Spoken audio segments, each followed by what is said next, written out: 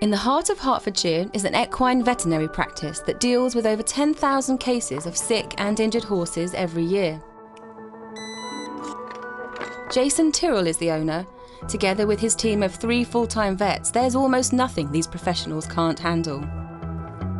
From back to front, inside and out, they examine, extract and enter their equine patients with single-minded determination.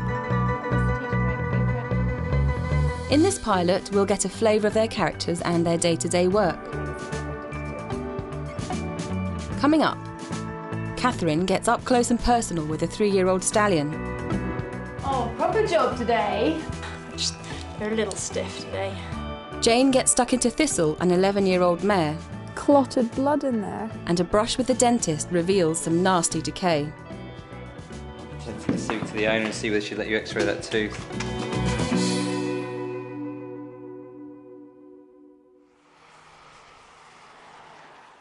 Jason Tyrrell and his vets treat their equine patients 365 days a year. And almost every one of them brings a new set of challenges. First in the stocks this morning is Bodie Robinson, a 7-year-old gelding who's in for a possible toothache. Tongue's loose and floppy. A horse's teeth take up more space in their head than their brains, so finding the problem isn't a simple procedure. What we can see, we just see part of the crown, which is maybe about that much, and they have these massive long roots, you know, so embedded within the bone, they have these great long tooth roots, like horses' teeth are really long. So depending on the age of the horse and what's wrong, sometimes they do need a tooth extracted. Sometimes you'll try and do it this way, have them sedated and extract them orally under sedation, or occasionally you do need to give them a general anaesthetic and remove their teeth that way. Let's rasp them. Do we do that? Do you do dentistry? Yeah, we do, and we do oral extractions. Absolutely. Jason's your dentist. He's the man. Horses' teeth are softer than humans, so they use a different type of toothbrush. So it just cuts on when you pull it this way, when you go that way, it doesn't rasp them, but on the pull, it shaves the tooth. Most people would have their horses' teeth routinely rasped like this to prevent them from getting any sharp enamel points. It's not very nice, is it?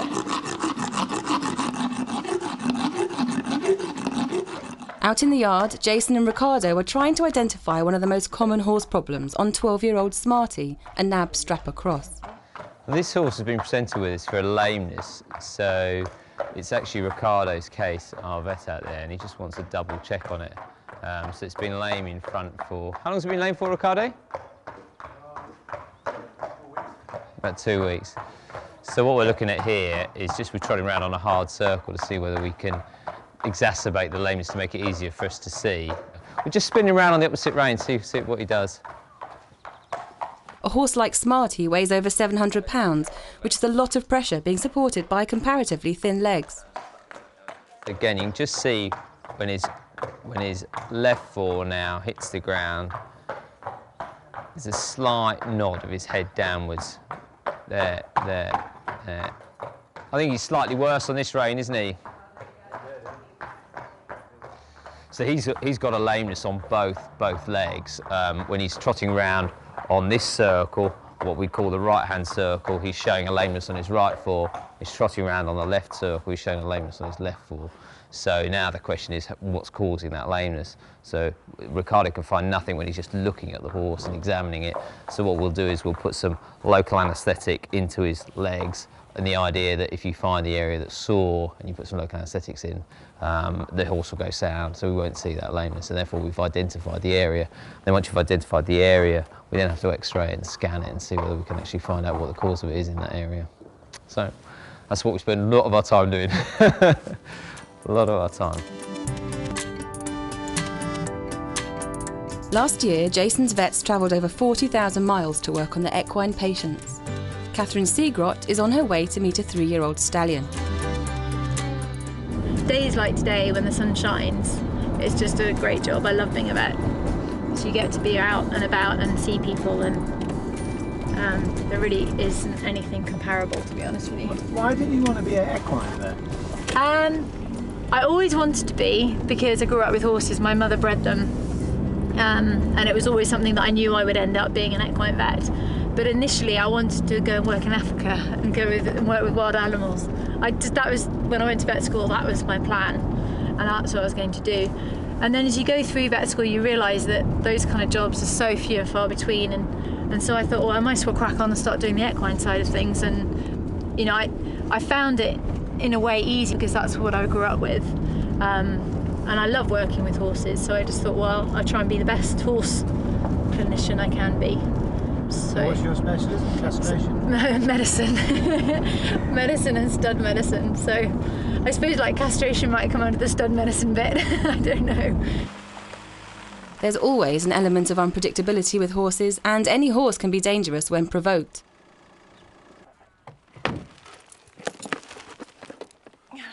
Here we go. We'll just go around here. Hello, handsome. You do look like a stallion, don't you? Is he quite colty? Yeah. Okay. All right, can you step back? Come on, honey. Oh, proper job today, aren't we? Hey?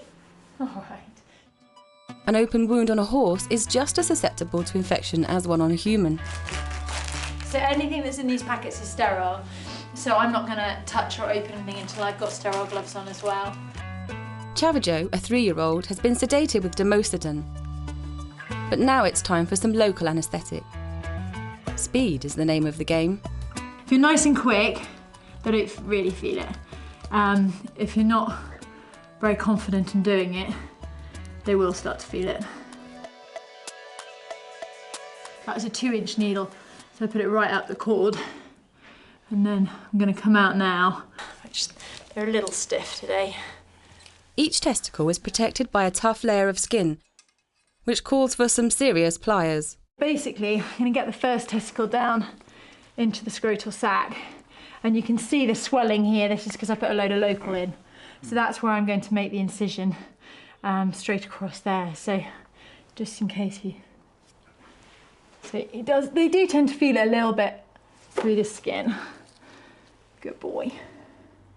Beneath it. There you are. So you see how that just pops away, and then this is your testicle. But you want to go through a little area that doesn't have any blood vessels, because that's what I'm going to put my emasculators through.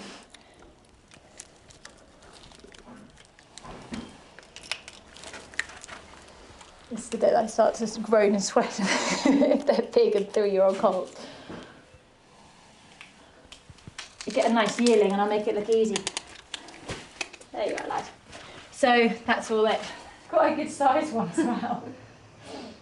One down and one to go. But not all the fun happens outdoors. Jason employs 4 other members of staff at Tyrrell's, and they all have a central role to play in the smooth running of the practice.